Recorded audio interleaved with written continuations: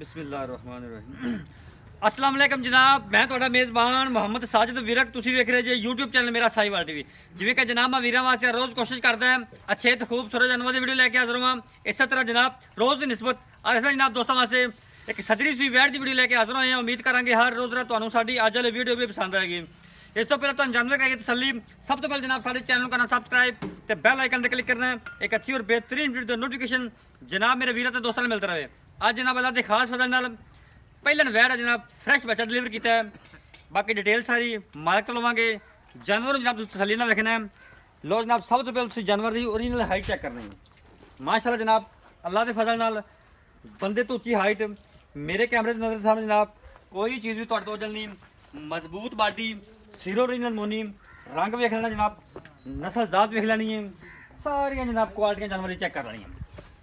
ਲੋ ਜਨਾਬ face quality check ਕਰਨੀ ਮਾੜਾ ਜਿਹਾ ਸਕਰੀਨ फेस क्वालिटी चेक कर लेनी। सीरो ओरिजिनल मोनी सिंह का जनाब बिल्कुल निशान नहीं। इनू आते जनाब सीरो ओरिजिनल मोनिया तो जनाब चप्पा चप्पा कान ते मोटी अख। उस बाद जनाब बच्चा पिछे ब्राह्मण ही है। ठीक हो गया जी।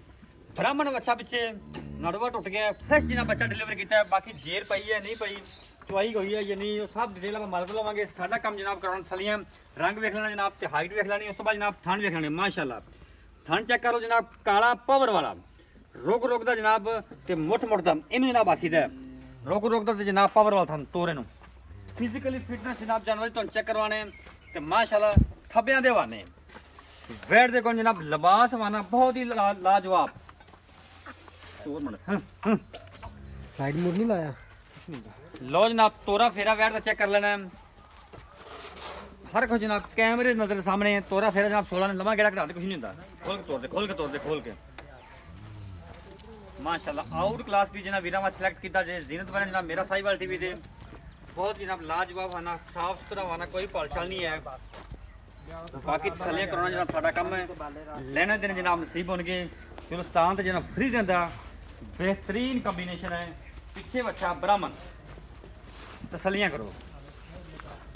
ये जनाब जानवर खड़ा जे विरक डेयरी फार्म लोकेशन जनाब 50 SP तहसील आरवाला जिला पाकपतन।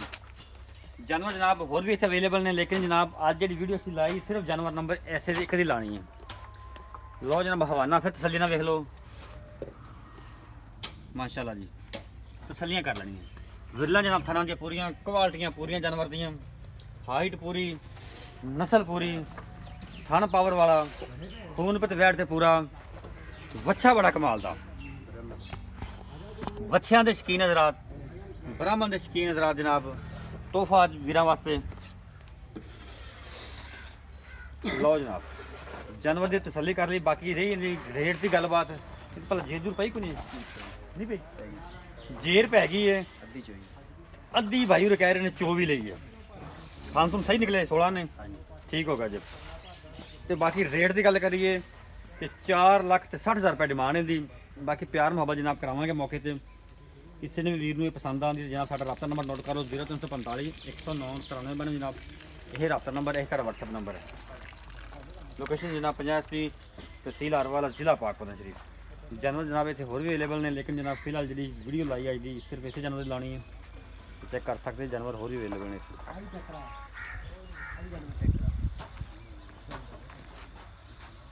ये भी जानवर चेक करा दो।